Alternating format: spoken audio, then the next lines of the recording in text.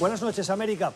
El Salvador vive horas de tensión. El presidente Nayib Bukele le está echando un pulso al Congreso controlado por la oposición para que le apruebe un préstamo de 109 millones de dólares destinados a la tercera fase del llamado Plan Control Territorial. Bukele quiere más recursos para luchar contra las pandillas en el país centroamericano, que dejan miles de víctimas cada año. Ante la negativa de los legisladores, Bukele ha llamado a la insurrección de la población y militares fuertemente armados entraron en las últimas horas en la Asamblea Legislativa. Nayib Bukele tiene una causa legítima, que además cuenta con el apoyo amplio de la población. Llama la atención la posición de la oposición, que parece no darle la importancia que tiene esa necesaria lucha contra el crimen que azota al país y que, entre otras cosas, es la causa de la salida de miles de salvadoreños que huyen de la violencia y la falta de oportunidades. Pero la tensión generada por la presencia de militares en la sede del Legislativo no es una decisión acertada. El Salvador, a lo largo de su historia, ha vivido diversos episodios de tensión y no son pocos los expertos que recuerdan que aún hoy el país no ha logrado una verdadera reconciliación. Bukele puede llamar a la movilización de los ciudadanos, no estimular la militarización de las instituciones. Es imprescindible que el gobierno, en su legítima causa, garantice la seguridad jurídica, el mantenimiento de la paz, el diálogo y la independencia y separación de poderes. Eso es lo que define una democracia. Son las 7 en Ciudad de México, las 8 en la costa este de Estados Unidos, Bogotá y Quito, y las 10 en Montevideo, Buenos Aires y Santiago. Y esto es Cuestión de Poder. Bienvenidos. Hoy en el programa, crisis en El Salvador. ¿Logrará Bukele conseguir los fondos que pide al Congreso? El futuro de la estrategia Guaidó.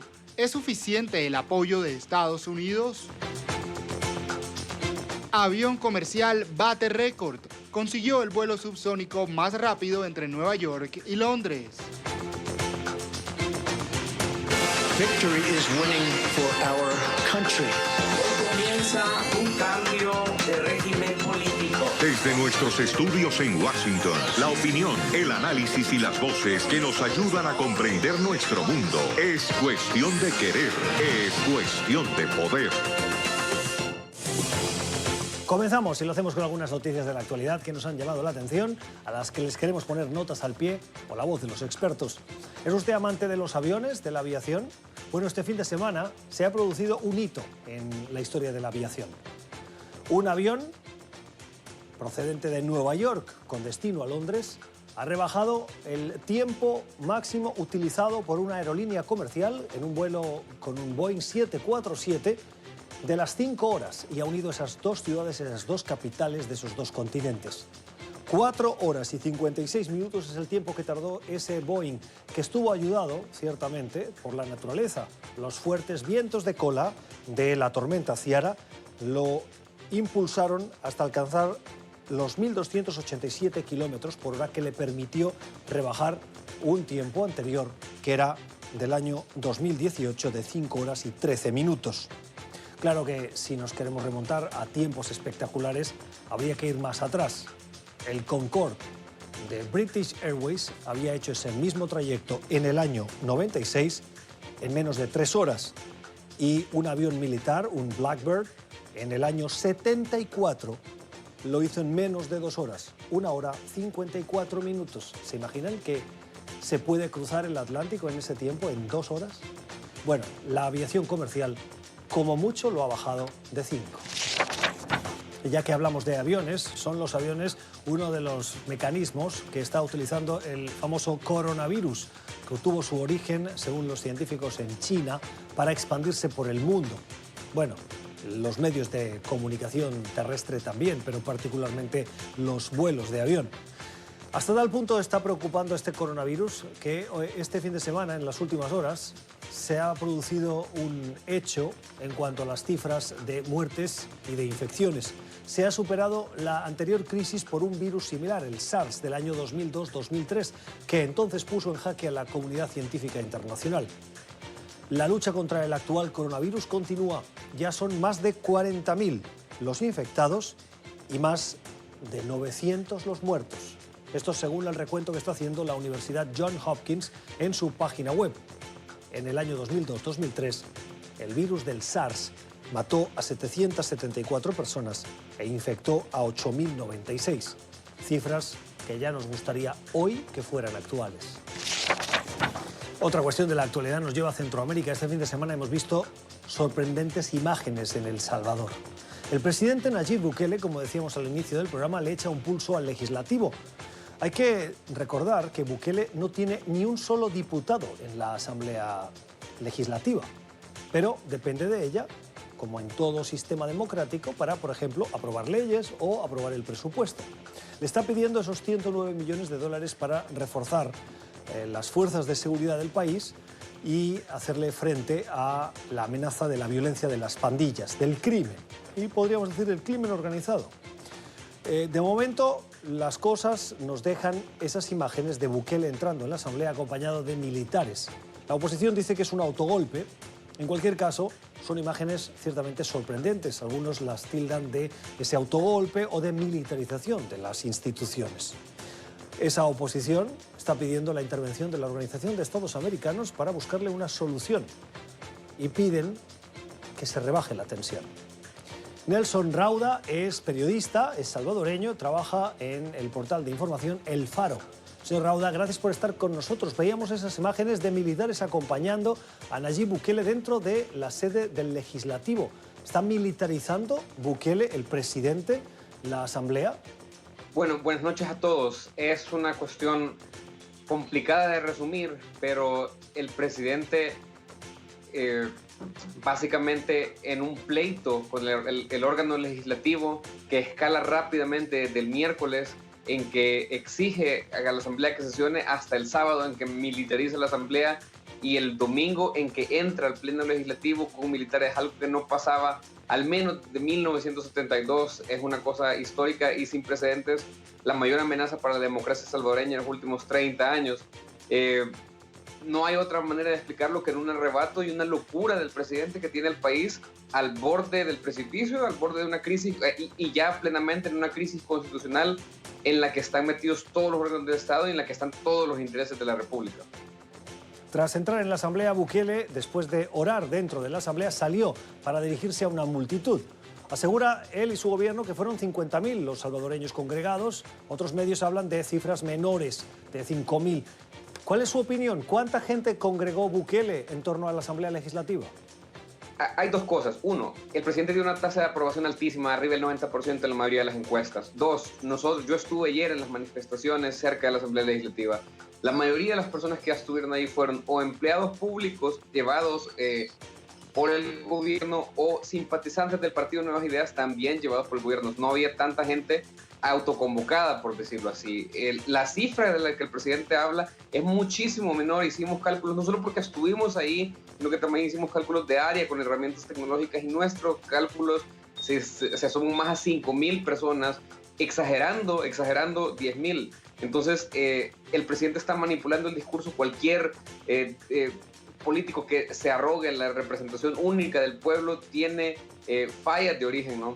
Y está haciendo algo muy peligroso para la democracia. Es cierto que tiene mucho apoyo, pero también es cierto que las instituciones, la Fiscalía, la Sala de lo Constitucional, la misma Asamblea, lo están rechazando y hay muchísima de la comunidad internacional, inclusive el embajador de Estados Unidos, que como se sabe tiene muchísimo peso en Centroamérica, ya se pronunció y dijo que la militarización no es el camino y llamó a todas las fuerzas, el presidente, a dialogar para llegar a una salida de esta crisis. ¿Por qué se ha resistido la oposición de ese Congreso a aprobar esos 109 millones que le solicita el presidente Bukele? Si es evidente que el país necesita una nueva estrategia de hacerle frente a esa inseguridad de las pandillas y del crimen organizado. Es que eso es lo más absurdo de esta situación. El Congreso ni siquiera lo ha negado. Había ya un dictamen favorable para la preaprobación. Lo que se está negociando no es un préstamo, o sea, no es que el dinero vaya a ser efectivo de inmediato, sino que es una preaprobación como parte del procedimiento de ley para que el gobierno vaya a negociar un préstamo de hasta 109 millones por seguridad. Si Bukele se hubiera obtenido su deseo, no tendría ese dinero inmediatamente, ni ahorita, ni esta semana, ni el próximo mes. Es parte de un proceso. Más bien parece que la excusa del préstamo fue lo que el presidente usó para derrochar todo su autoritarismo, toda su vocación antidemocrática y llevar a la confrontación. Él está en campaña para 2021, en febrero tenemos elecciones, él quiere la mayoría del Congreso y parece que se le agotó la paciencia. Luego ayer salió diciendo de forma ridícula que Dios mismo le dijo que tuviera paciencia. Entonces lo que ha salvado a El Salvador de un autogolpe de Estado es una voz en la cabeza del presidente. Ese es el panorama. Nayib Bukele goza de una popularidad de más del 90% y en las últimas horas, en ese pulso que le echa al legislativo, ha hecho un llamado a la insurrección, ha dicho insurrección popular. ¿Cómo están las calles de El Salvador tras ese llamado del presidente? Como en cualquier situación de este tipo, es impredecible. Hay una cosa que es cierta, el presidente Bukele y su gabinete están en una cosa bien esquizofrénica, tratando de darle un giro comunicacional, cuando él mismo fue el que invocó a la insurrección y su gabinete. Anoche salió un comunicado de la Secretaría de Comunicaciones en la que dice que el presidente llamó a la calma ante los pedidos de insurrección, lo cual es, George Orwell estaría bien orgulloso de él. Es absurdo. Pero parece que ante la presión de muchos organismos internacionales, parece que ante el ridículo y la vergüenza internacional que le ha causado, se está calmando o está moderando su discurso. Es muy difícil de predecir. Como te digo, hay una demanda pendiente en la Sala de lo Constitucional. La izquierda ya denunció a Bukele ante la Fiscalía General de la República por el delito de sedición. La Asamblea Legislativa discute si van a mandar a interpelar a los ministros de Seguridad y de Defensa y si los van a destituir, algo para lo que tienen facultad constitucional y probablemente en esta coyuntura tendrían votos. Incluso diputados del partido oficialista están pidiendo la intervención de la Sala de lo Constitucional y la Fiscalía. Es un ambiente muy tenso, pero insisto, solamente ha sido creado por la situación que creó, valga la redundancia, el mismo presidente Nayib Bukele. Es el análisis, las respuestas de Nerson Rauda. Es periodista, trabaja en el portal de información El Faro desde San Salvador. Señor Rauda, gracias. Feliz noche. Mucho gusto, gracias. Avanzamos y nos vamos a la lectura recomendada, una lectura que hoy hemos encontrado en las páginas de El Washington Post en español, la sección de opinión. Un periodista que trabaja en Torreón, Coahuila, y es conductor de Reporte 100 en Imagen Laguna, su nombre es Javier Garza Ramos, publica un interesante artículo en el que hace un paralelismo de los tics autoritarios, del liderazgo que tienen particularmente entre los seguidores que ambos políticos tienen, el de Andrés Manuel López Obrador en México y el de Donald Trump en Estados Unidos. El título ya es muy diciente. Trump y AMLO tienen hechizados a sus seguidores y los tienen hechizados con argumentos que en otros políticos podrían haber sido elemento suficiente para generar desafección, pero que en este caso generan esa adulación casi de líderes. La opacidad, las afirmaciones poco claras o las afirmaciones sin datos, dice, son características que son comparables entre Trump y AMLO, hasta el punto de normalizar una situación anómala. Es notable la forma en que convergen los estilos políticos en Estados Unidos y México cuando se trata de respaldar ciegamente a un líder que llegó a voltear de cabeza el escenario. Por un lado, hay temor a que el líder desate a sus perros de ataque en las redes sociales contra quien ose contradecirlo. Por el otro, hay un efecto mágico que borra de la memoria las anteriores posturas contestatarias porque el líder actual logra convencer a sus seguidores de que las reglas han cambiado en servicio de algo mayor. Trump habla de recuperar la grandeza del país y de limpiar el pantano de Washington, y AMLO de acabar con la mafia del poder en una cuarta transformación histórica de México. Continuamos con Cuestión de Poder. Seguimos en Cuestión de Poder, fijándonos en cuestiones de la actualidad. Cada cierto tiempo nos gusta invitar al presidente del Diálogo Interamericano, Michael Shifter, que esta noche nos acompaña de nuevo aquí en el estudio.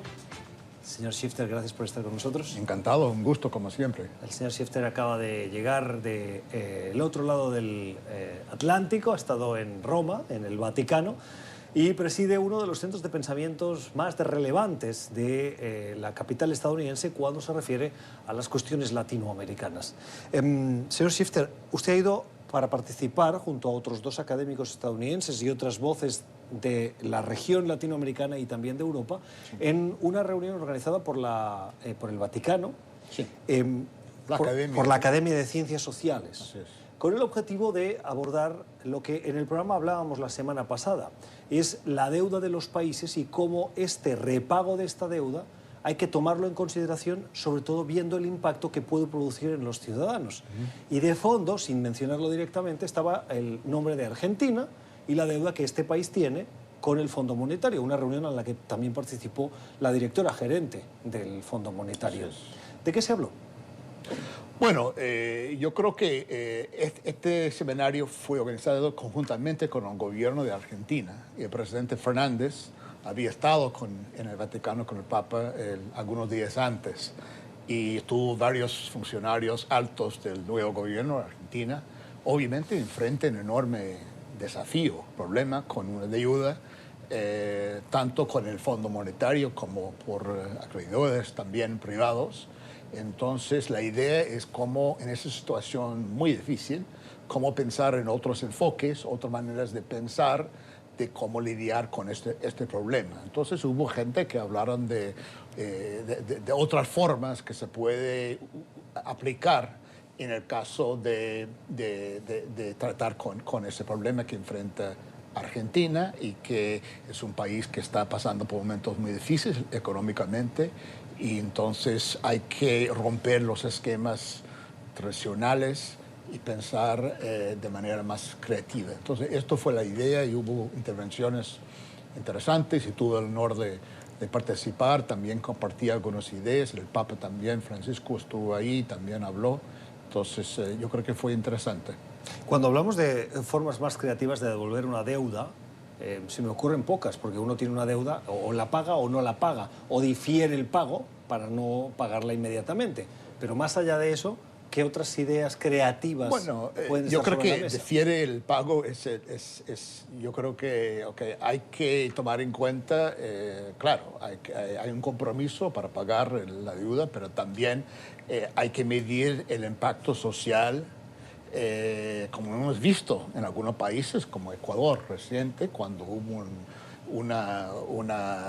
protestas sociales porque quitaron los subsidios para petróleo, para gasolina.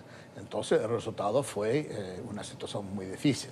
Entonces hay que repensar esas maneras de cortar, tal vez para ser un poco más flexible, un poco más sensible en la manera que se trata con ese tema. Obviamente no van a eliminar la deuda o perdonar la deuda, pero yo creo que se puede enfocarlo en otra manera. Esto fue un poco la conversación que se llamaba Nuevas formas de solidaridad, inclusión y innovación. Para cerrar el tema, ¿no le parece un poco injusto que cuando uno está necesitado de ayuda internacional la pida, firma y se compromete a unas características de pago y cuando es el momento de devolverla entonces diga, oiga, seamos creativos en el pago de esta deuda, ayúdenme a pagarla de otra manera porque lo que dije no lo voy a poder cumplir? Bueno, hay una realidad que hay que enfrentar. Si no pueden pagar Argentina en este momento, entonces, y tiene que manejar una sociedad que puede complicar mucho toda la gobernabilidad del país. Entonces, claro, tú puedes seguir con las fórmulas y modelos, pero el costo es enorme y al final va a ser mucho más costoso. Entonces, por lo menos, yo creo que hay que tomar en cuenta cuáles serían las consecuencias de cumplir con todos los compromisos estrictos del fondo. Pero claro, en principio hay que repagarlo, pero yo creo que se puede diferir hasta para asegurar la paz social y gobernabilidad en el país. Hablaba usted de Ecuador, cambiamos de asunto. Esta semana va a llegar a Washington el presidente de Ecuador, Lenín Moreno. Viene acompañado de un séquito de ministros, lo sabemos porque nos lo ha confirmado diversas fuentes, y se van a reunir, y esto lo confirmó la Casa Blanca, en la Sala Oval el presidente Donald Trump y Lenín Moreno. Además, Moreno participará en otra serie de reuniones y eventos en su visita a Estados Unidos. ¿Cuál es el tema fundamental de la agenda de la relación bilateral hoy entre Ecuador y Estados Unidos. ¿Qué busca Lenín Moreno con esta visita? Bueno, yo creo que la relación con Estados Unidos y Ecuador ha cambiado mucho desde que salió Rafael Correa y estaba Lenín Moreno. Es una de las relaciones que han mejorado en los últimos años, pero Ecuador está en una situación muy difícil, económicamente muy difícil, y está buscando abrir nuevos mercados, y entonces yo creo que el objetivo principal es tratar de no tener un total libre comercio, pero por lo menos un tipo de esquema, de un marco para hacer más comercio entre Estados Unidos y Ecuador, porque económicamente Ecuador necesita. El presidente va a estar acompañado con muchos ministros y muchos empresarios ecuatorianos que también están interesados en explorar nuevas maneras de hacer comercio con Estados Unidos para fortalecer la economía de Ecuador. Me parece que ese es el propósito principal de su visita. ¿Está en deuda Estados Unidos con Ecuador después de la decisión del gobierno de Lenín Moreno de terminar con el hospedaje o la estancia de Julian Assange en la Embajada de Londres? Bueno, no creo que funcione de esa manera. Ojalá que Estados Unidos se dé cuenta que es muy importante tener un país en la región andina estable, y yo creo que el país ha avanzado algo desde que asumió Lenín Moreno, pero está en un momento cuando necesita más para estabilizarse. Y yo creo que Estados Unidos tiene que reconocer esto, y es en el interés de Estados Unidos que el país no se vuelve volátil y explota como otros países. Entonces, no creo que... obviamente, Estados Unidos está muy contento de la decisión de Moreno con respecto a Assange, pero yo creo que tiene que ser un poco más de eso, de reconocer que es el interés de Estados Unidos tener un Ecuador próspero y estable.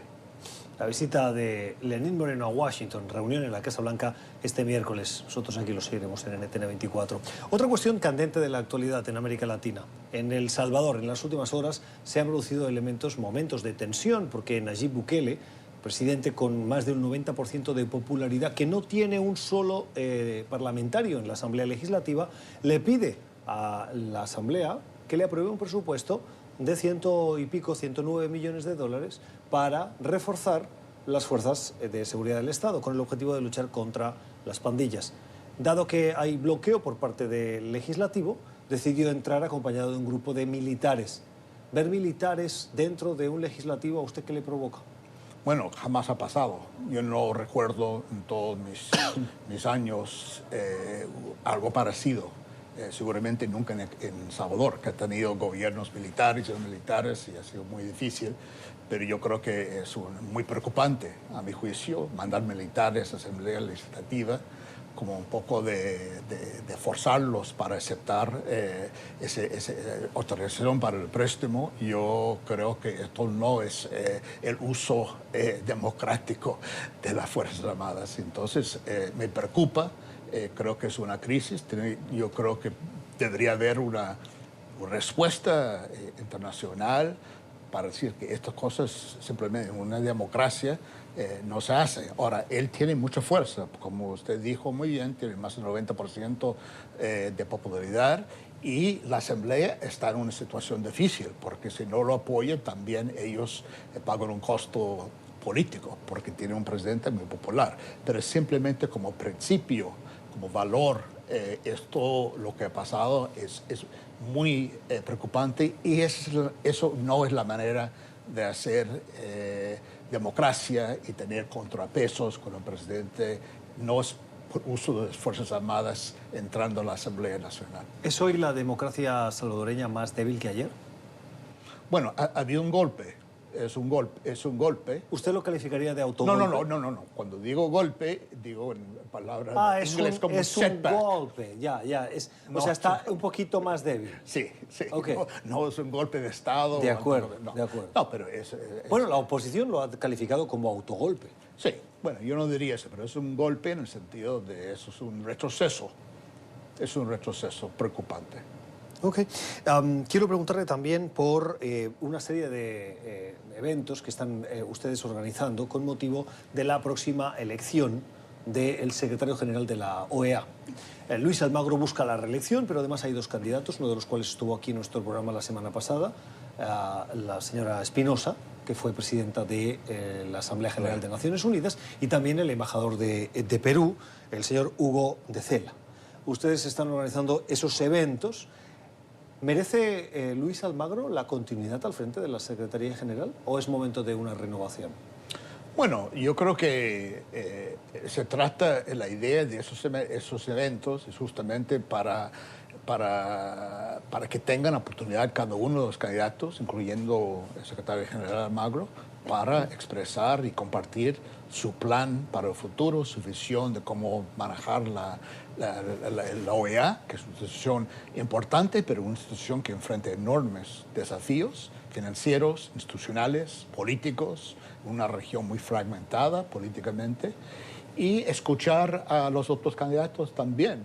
Y va a haber una elección el 20 de marzo, entonces yo creo que la gente en Washington debería tener la oportunidad de escuchar los planes, las visiones de los candidatos que se presentan. Uno tiene que comparar uno con el otro. Yo creo que el secretario Almagro merece mucho reconocimiento por su posición muy firme y sobre el tema venezolano, el tema de derechos humanos y democracia, que creo que ha sido un compromiso innegable que él tiene. Yo creo que la pregunta es hasta qué punto realmente ha logrado llevar, a estar acompañado con los otros gobiernos. Yo creo que, pero yo creo que entonces hay que comparar lo que él ha hecho en estos 5 años de lo que busca hacer los otros candidatos y también ver la visión del secretario Almagro para el futuro. ¿Qué nota le da del 1 al 10 a este primer mandato de Luis Almagro? Yo creo que es muy difícil. Yo no pongo esas... no me gusta poner ese nombre para... ¿Pero está aprobado o suspendido? ¿Ah? ¿Está aprobado o suspendido al menos? Está aprobado. ¿Aprobado? Sí. Sí. Lo que no me dice es si entre el 5 y el 10, ¿qué nota le daría? Sí, está aprobado. Yo creo que el tema venezolano ha sido importante, la OEA ha sido lento y con la llegada del secretario general Almagro yo creo que tomó una posición mucho más firme, más fuerte sobre el problema más dramático que tenemos en el hemisferio, en las Américas hoy. Y eso es importante. Pero hay que hacer un balance de otros temas también. También hay la pregunta si uno concentra todos sus esfuerzos y todos sus recursos en un tema, obviamente otros temas no reciben tanto. Entonces siempre hay que buscar un equilibrio. Es otro tema.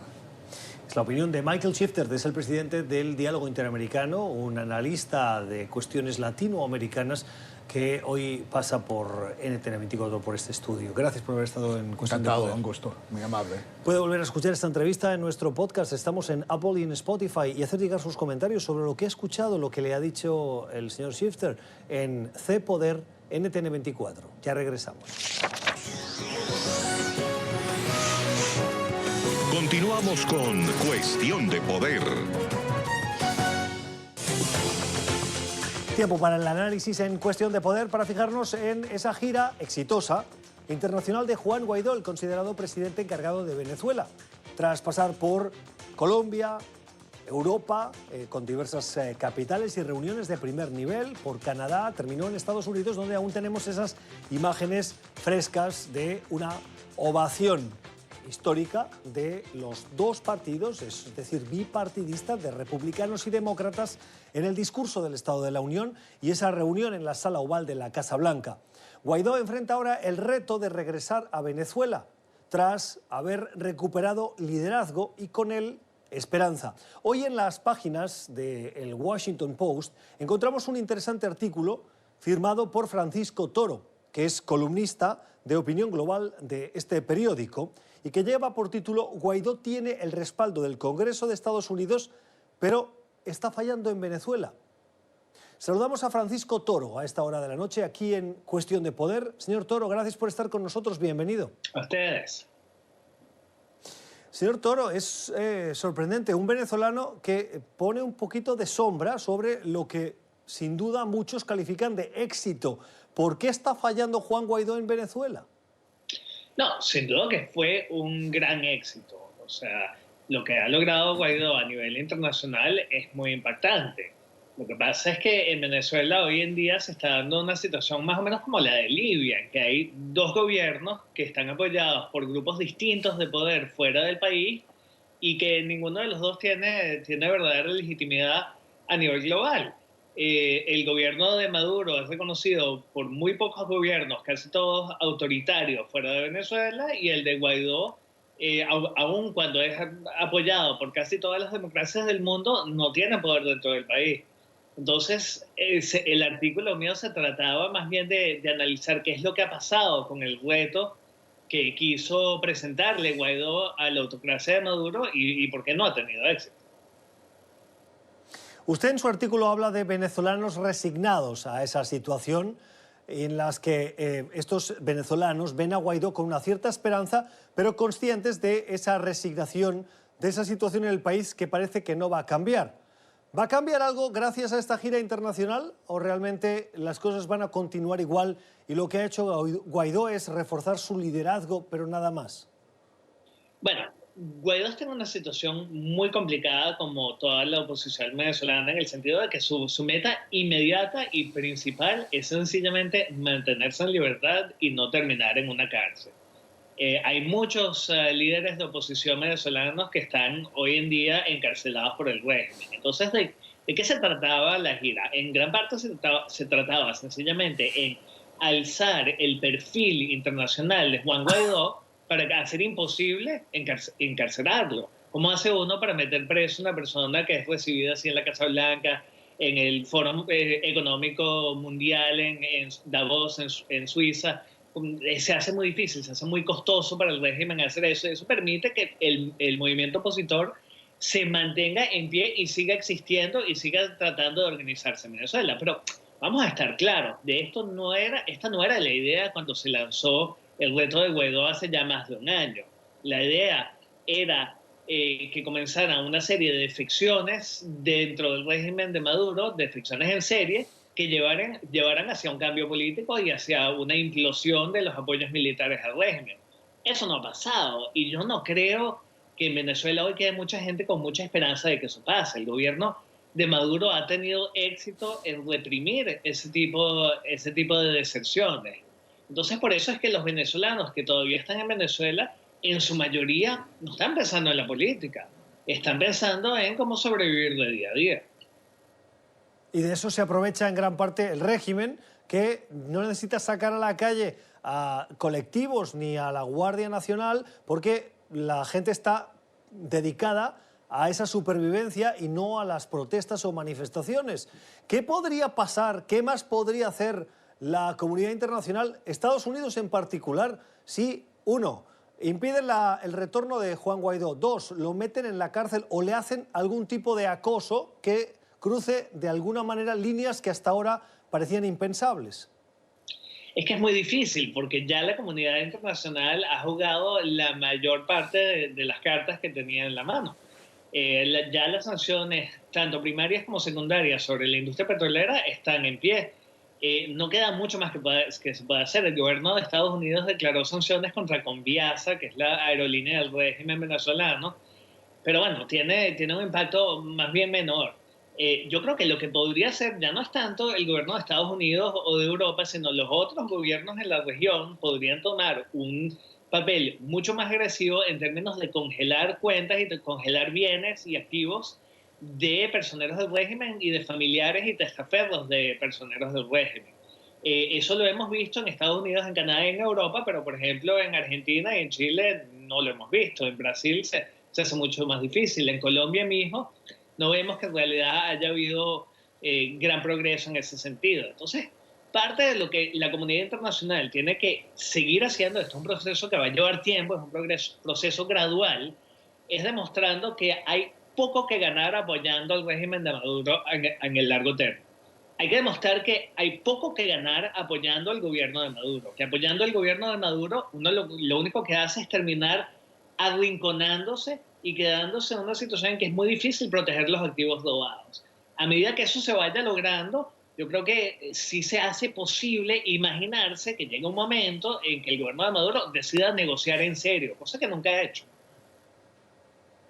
Pero, señor Toro, seamos claros, las sanciones las hemos visto y un cierto desespero también de la administración estadounidense, con divisiones internas dentro de la misma administración sobre cuál era la mejor vía a seguir, si la dura, la militar o la diplomática, ha sido el pan de cada día desde que Donald Trump llegó a la Casa Blanca y las cosas no han cambiado y Maduro continúa gobernando. ¿Nuevas sanciones van a hacer cambiar en algo al régimen de Maduro? Es posible que no, es posible que esto sea un problema sin solución. O sea, yo no estoy aquí para venderle soluciones mágicas a nadie. Ahora, sí es posible, sí hay alguna posibilidad de llevar al régimen a darse cuenta que solamente puede avanzar a través de una negociación, es cerrándole los caminos económicos más y más. Son sanciones que tienden a necesitar tiempo para tener efecto. O sea, hoy ves los ingresos del gobierno venezolano menguados, mañana más, puede llegar un momento en que sencillamente no tenga suficiente dinero y suficiente posibilidad para mantenerse en el poder. En ese momento se podría desarrollar una negociación, pero nada de esto es seguro, nada de esto es seguro. Lo que sí es seguro es que los venezolanos han sufrido y seguimos sufriendo. Señor Toro, una de las declaraciones más sinceras que se escuchó en la diplomacia estadounidense fue la que captó un micrófono que no estaba previsto que estuviese de una reunión que mantuvo el secretario de Estado Mike Pompeo con un grupo de líderes de la comunidad, en aquel momento era comunidad judía, con quienes habló sobre Venezuela y dijo en esa reunión, que tenía que ser privada, pero que acabó trascendiendo, que la oposición venezolana estaba profundamente dividida. ¿Quién dentro de la oposición quiere hoy que Juan Guaidó fracase? No, vamos a hablar claro. Cuando un miembro de una administración, cuando un miembro de la administración Trump habla de divisiones en la oposición, lo que está buscando es desviar culpa sobre su propio fracaso. La política que se ha llevado a cabo hacia Venezuela desde Washington ha sido impulsada por Mike Pompeo, y ha sido una idea de Mike Pompeo. Ahora, si el secretario de Estado no está satisfecho, porque nadie está satisfecho, pero si él no está satisfecho de los resultados de su política, debería tomar la responsabilidad y aceptar la responsabilidad por ese fracaso y no tratar de echarle la culpa a dirigentes venezolanos que lo que están es tratando de mantenerse en libertad entre un régimen dictatorial. ¿Usted cree que la oposición venezolana no tiene cosas de las que hacer autocrítica y mejorar en cuanto a unidad se refiere? Siempre se pueden hacer autocríticas. Ahora, cuando uno tiene una bota de un militar en la nuca y la está presionando, claro, no puede hacerse la autocrítica. Quizás si levantar la cabeza más hacia este lado o hacia este lado quizás me iría mejor. Pero el hecho es que tienes una bota de un militar encima. Yo creo que hay una tendencia a victimizar a la víctima o de culpabilizar a la víctima, que en realidad tiene sus raíces en un gran sentimiento de impotencia de parte de los venezolanos, que quisiéramos ver un cambio en el país, que no sabemos a quién echarle la culpa de los problemas que tenemos y terminamos culpabilizando a la oposición. Yo creo que en la situación actual en la que está la oposición, con la cantidad de poder que ha acumulado el chavismo en base a el dinero de 10 años de bonanza petrolera, de la asesoría cubana, de la tecnología rusa, de los sistemas antimotines chinos, yo creo que ante ese tipo de poderío es muy difícil que cualquier movimiento lo hubiese hecho mejor que ellos lo han hecho. Yo no creo que sea un momento para en verdad empezar a asignarle culpas a la oposición venezolana. ¿Cree que es casualidad que en las últimas horas, tras esa exitosa gira internacional de Juan Guaidó, Nicolás Maduro haya recibido por un lado al expresidente español José Luis Rodríguez Zapatero y por el otro al secretario de Relaciones Exteriores del gobierno de Vladimir Putin? No, ciertamente el gobierno de Maduro sigue teniendo y va a seguir teniendo estrategias para tratar de crear una leve percepción de legitimidad y va a intentar mesillas de diálogo en las cuales se hace un simulacro de una discusión con una oposición que no es la verdadera oposición, sino que es una oposición controlada por el régimen, porque es una estrategia que le permite, en cierta manera, y con los pequeños pedazos de la opinión internacional que aún le prestan alguna atención, hacer una especie de simulacro de democracia. Pero creo que los venezolanos y la gente que más o menos entiende el tema venezolano no tienen ninguna duda de qué se trata esta jugada. Terminamos ya. Le quiero preguntar por este año 2020. ¿Va a haber cambios en Miraflores en algún momento de este año que acaba de comenzar? Miren, mi bola de cristal puede ser defectuosa y espero que lo sea, pero yo creo que el consenso que se ve hoy en Venezuela lo que parece mostrar es que el gobierno ha logrado una cierta estabilidad dentro de la miseria, que se ha logrado sobreponer al peor momento de la hiperinflación, permitiendo la dolarización de facto, que circule el dólar, el peso colombiano y el real brasilero. Y eso hace pensar que dentro de la miseria y dentro de la ausencia de Estado, que puede haber una permanencia de Maduro en el poder. Nadie quiere escuchar eso, pero no estamos viendo iniciativas que permitan pensar lo contrario. Es la opinión, el análisis de Francisco Toro, que es columnista de Opinión Global del Washington Post, que hoy publica este artículo en el que se refiere precisamente al éxito de Guaidó, particularmente en Estados Unidos, pero las dudas que genera sobre ese impacto que esto puede tener dentro de Venezuela. Señor Toro, gracias. Feliz noche. Gracias. Puede volver a escuchar esta entrevista en nuestro podcast. Estamos en Apple y en Spotify. Y hacer llegar sus comentarios al programa a través de la cuenta de Twitter CPoderNTN24. Continuamos con Cuestión de Poder. Tiempo para la cultura en Cuestión de Poder, para comenzar la semana con la recomendación que nos llega de la mano de Alexandra Coronamil. Alexandra, muy buenas noches. Muy buenas noches, Gustavo. ¿Qué tenemos para hoy? Bueno, hoy ya por fin podemos dejar de hablar de los Oscars, bueno, que fueron ayer. Ya estás hablando. Supongo que los viste. Obviamente. Y se llevó todos los premios Parásitos. Parásitos. Está todo el mundo hablando de esa película. El director Bong Joon-ho dio unos discursos muy emotivos, entre ellos uno en el que agradecía a todos sus ídolos, que eran personas con las quienes estaba compitiendo por los principales galardones. Y quiero rescatar una de las cosas que dijo, porque en uno de esos discursos menciona que Quentin Tarantino siempre ponía sus películas en sus listas, a pesar de que nadie sabía qué películas eran, ¿no? Porque Parásitos, digamos que es la más famosa, que recientemente ha estado dando mucho de qué hablar, pero lo cierto es que este director coreano lleva haciendo muy buen cine desde hace mucho tiempo. Y por ahí va la recomendación. Dejar atrás Parásitos y los Oscars para rescatar otra película. ¿Y cuál es? La película se llama Okja, es de 2017, es de este mismo director, es en coreano y está en Netflix, ¿no? Allí pues la pueden ver para streaming y cuenta la historia de una niña que se llama Milla, que emprende un peligroso y arriesgado viaje hacia Nueva York para rescatar a su mejor amiga. Y su mejor amiga es, digamos que, una criatura mágica. Es una super cerda. Y ella se va a rescatar a esta criatura que una multinacional quiere convertir en carne. Y ella no va a permitir que eso pase. Will be a revolution in the livestock industry. Our super pigs will not only be big and beautiful, they will also leave a minimal footprint on the environment, consume less feed, and produce less excretions. And most importantly, they need to taste fucking good.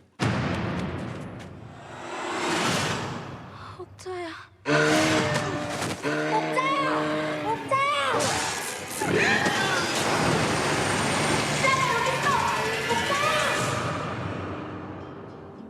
Okja, de Bong Joon-ho, el director surcoreano que, si alguien no lo conocía, ya no tiene más remedio que saber de quién se trata. Triunfó en la noche de los Oscars y la recomendación de hoy va para esa película, Okja, del año 2017. La pueden encontrar en Netflix. Gracias. A ti, Gustavo. Así terminamos. Gracias por la generosidad de su tiempo. Esperemos que hayan aprendido, como lo hemos hecho nosotros, de nuestros invitados. Que tengan una feliz noche.